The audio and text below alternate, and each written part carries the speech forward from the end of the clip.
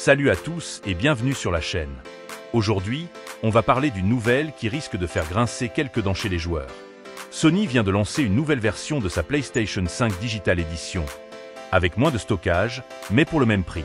Alors, pourquoi ce choix? Est-ce une bonne ou une mauvaise nouvelle pour nous, les joueurs? Restez jusqu'à la fin, on va analyser tout ça. Partie 1, présentation du sujet. Commençons par les faits. Sony a discrètement introduit en Europe une nouvelle PS5 Digital Edition, que l'on surnomme déjà la PS5 châssis série E. Cette version dispose d'un SSD de 825 Go contre 1 Teraoctet sur la version précédente.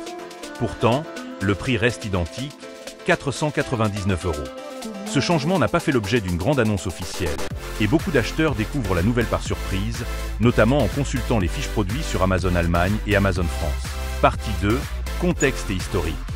Pour bien comprendre, il faut replacer ce lancement dans le contexte du marché actuel. Depuis son arrivée en 2020, la PlayStation 5 a vu plusieurs évolutions matérielles, mais aussi des augmentations de prix.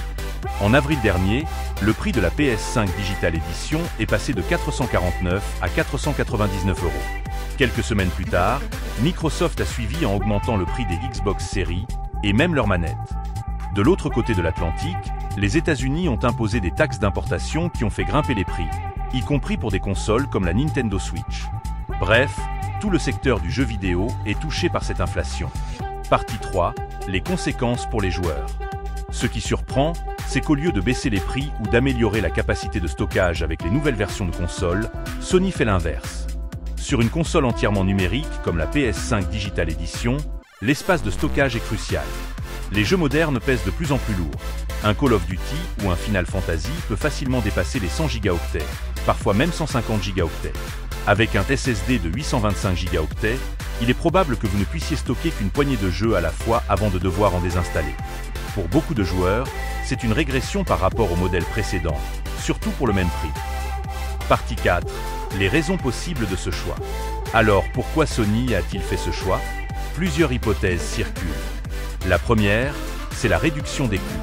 Les SSD coûtent encore cher à produire, et avec l'inflation, Sony pourrait avoir préféré réduire la capacité plutôt que d'augmenter encore le prix de la console, ce qui aurait provoqué un tollé chez les joueurs.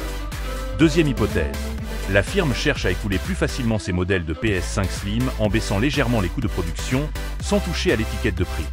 Enfin, cela pourrait être une façon de pousser les joueurs vers l'achat de stockage supplémentaire via les SSD NVMe compatibles, qui représentent une source de revenus pour Sony et ses partenaires. Partie 5, réaction du marché et disponibilité.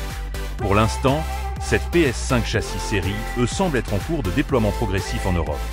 Elle est déjà disponible en Allemagne et en France, la fiche produit est visible mais pas encore en stock. Les joueurs sur les forums spécialisés ne cachent pas leur déception. Certains évoquent même un retour aux anciennes pratiques où les constructeurs réduisent les coûts sans en informer clairement le consommateur. D'autres se demandent si ce choix pourrait pousser encore plus de joueurs vers la Xbox Series S, qui reste moins chère même si elle propose elle aussi un stockage limité. Conclusion. En résumé, Sony semble avoir trouvé un moyen d'éviter une nouvelle hausse de prix, mais au détriment de la capacité de stockage de sa PS5 Digital Edition. Est-ce une stratégie intelligente ou un mauvais signal envoyé aux joueurs? À vous de me le dire dans les commentaires. Est-ce que vous seriez prêt à acheter une PS5 avec moins de stockage si le prix reste le même?